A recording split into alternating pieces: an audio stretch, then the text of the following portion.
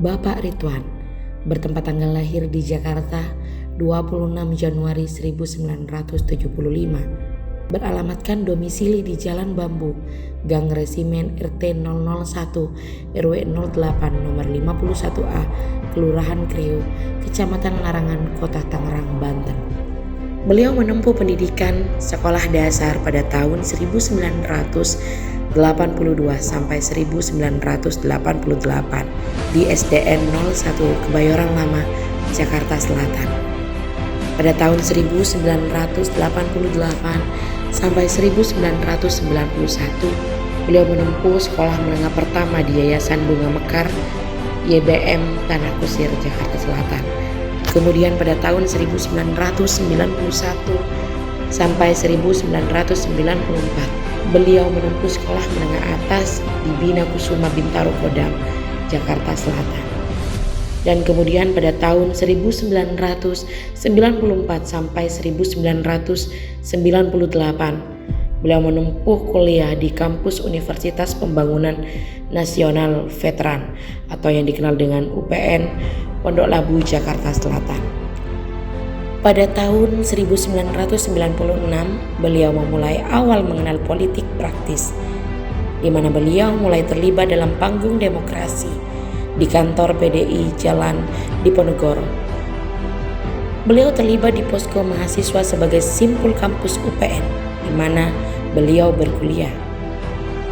Di pos mahasiswa banyak simpul-simpul kampus yang bersedia menjadi pejuang membela Ibu Megawati.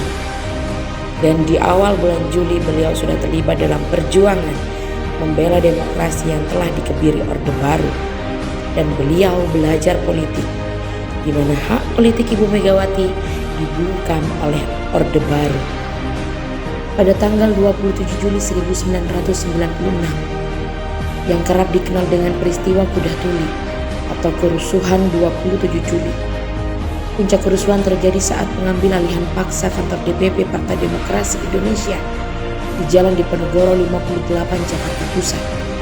Kantor yang sebelumnya dipakai Megawati Soekarno Putri kemudian diambil secara paksa oleh Messa Suryadi Sudirja, Ketua Umum PDI versi Kongres Medan. Peristiwa berdarah yang terjadi hari Sabtu pagi yang menyebabkan 5 orang meninggal dunia serta ratusan lainnya luka-luka. Sebelum peristiwa itu pecah, sayup-sayup udara malam pertengahan bulan Juli 1996 berhembus cukup dingin. Setiap malam itu pula, beliau harus taklukkan udara itu untuk bisa segera mungkin datang ke Jalan Diponegoro 58, Jakarta Pusat, tempat kantor DPP Partai Demokrasi Indonesia. Untuk menuju ke sana, beliau harus berjalan dari kawasan Pondok Labu yang menjadi tempat kos-kosan. Kebetulan juga beliau sedang tidak kuliah di UPN Veteran. Malam itu juga beliau harus bergerak ke kantor PDI dengan tujuan ikut terlibat dalam perjuangan Ibu Megawati, berjuang melawan, merebut dan pertahankan haknya sebagai Ketua Umum Partai Demokrasi Indonesia yang sah. Atas nama mahasiswa yang memang sengaja ikut bergabung, beliau harus ikut terlibat dalam perjuangan tersebut. Di tahun 1996, pasca kasus 27 Juli, beliau mulai aktif dalam pergerakan perlawanan terhadap Orde Baru. Beliau bergabung di dalam perkumpulan LBHN, Lembaga Bantuan Hukum Nusantara, tepatnya di Jakarta. LBHN menjadi lembaga gerakan politik dan juga gerakan perlawanan terhadap Orde Baru. Pasca 27 Juli inilah beliau juga aktif di rumah kediaman Ibu Megawati dan Bapak Taufik Kemas di Jalan Kebagusan, Ciganjur. Tahun 1997 terjadilah penculikan terhadap aktivis. Karena pasca 27 Juli mahasiswa dan rakyat terus melakukan perlawanan terhadap Orde Baru. Pada tahun 1999 dilaksanakan pemilu di mana PDI pro Megawati menambahkan nama partainya menjadi PDI Perjuangan, mengganti logo partainya menjadi banteng moncong putih. Mengikuti pemilu dan akhirnya memenangkan pemilu tersebut, sampai akhirnya Gus Dur dan Megawati menjadi presiden dan wakil presiden di tahun 1999 sampai dengan 2004. Di tahun 2001 sampai 2004, Ibu Megawati menjadi presiden menggantikan Gus Dur. Pada tahun 1998, beliau memulai bekerja menjadi Kenek Metro Mini S69 jurusan Blok M Ciledug, mencari uang untuk membantu pergerakan dari teman-temannya. Dalam kurun waktu mulai tahun 1996 sampai 1999, beliau bergelut di dalam pergerakan perjuangan menumbangkan Orde Baru dan menjadi dua figur tokoh Gus Dur dan Ibu Megawati menjadi presiden dan wakil presiden. Selesai tugas beliau kembali beraktivitas seperti masyarakat biasa. Pada tahun 2001, beliau menjadi sopir bus Teddy Chef PS Reboh Tanah Abang.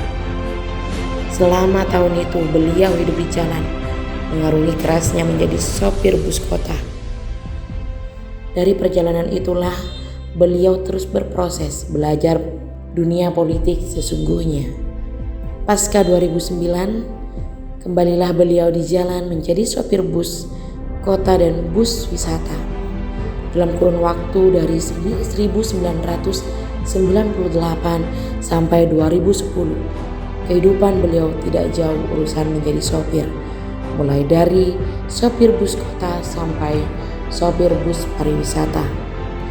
Di tahun 2010, beliau memulai usaha sendiri dengan membuka depot air isi ulang lengkap dengan gas dan aqua serta minuman-minuman lainnya. Proses terus berjalan di mana beliau menggeluti hidup yang keras dirasakan oleh masyarakat bawah pada umumnya. Disitulah beliau banyak belajar tentang kehidupan. Selama itu juga beliau memperhatikan dinamika politik tanah air. Pada tahun 2014, beliau diajak oleh tim relawan Jokowi, tapi beliau menolak. Beliau mendukung, tetapi hanya fokus untuk usahanya saja. Tahun 2017, beliau mengadakan reuni LBHN dan beliau terpilih menjadi ketua perkumpulan dari reuni LBHN tersebut. Pada tahun 2019, beliau kembali diajak menjadi relawan Jokowi, tapi beliau menolak dan tetap fokus untuk berwirausaha. Dalam kurun waktu 2010 sampai 2020, kehidupan beliau tidak lepas dari usaha depot air isi ulang, bahkan sampai mengantarkan air minum galon ke konsumen sendiri hampir 3 tahun terakhir.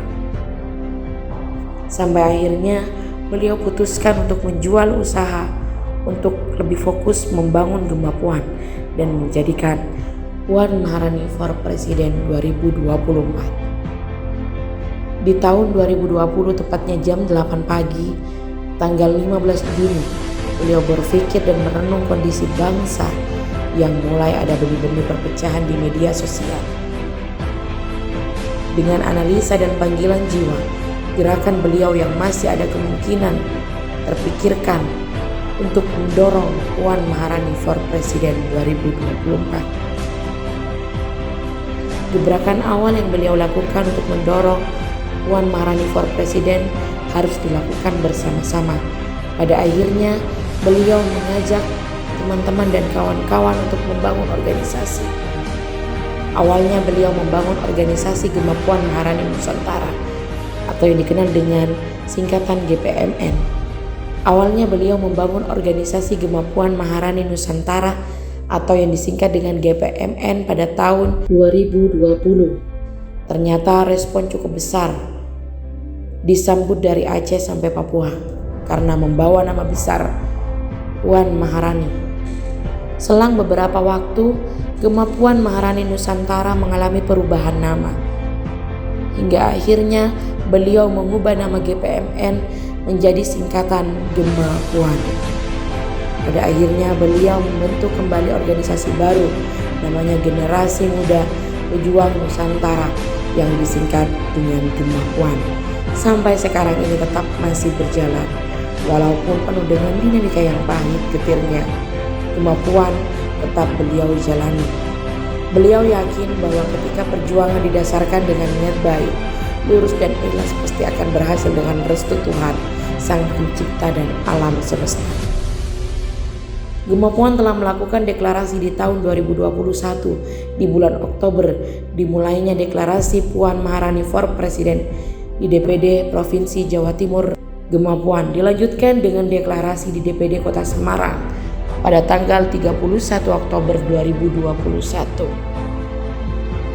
Dan kemudian dilanjutkan kembali deklarasi Puan Maharani for Presiden 2024 di DPD Kabupaten Sumeneb, Gemah Puan pada tanggal 9 Desember, dan di akhir tahun deklarasi DPD Kota Blitar pada tanggal 12 Desember 2021. Demikianlah perjuangan beliau sampai akhir tahun 2021. Gemah Puan akan terus berkibar di seluruh Nusantara sampai Puan Maharani menjadi Presiden 2024.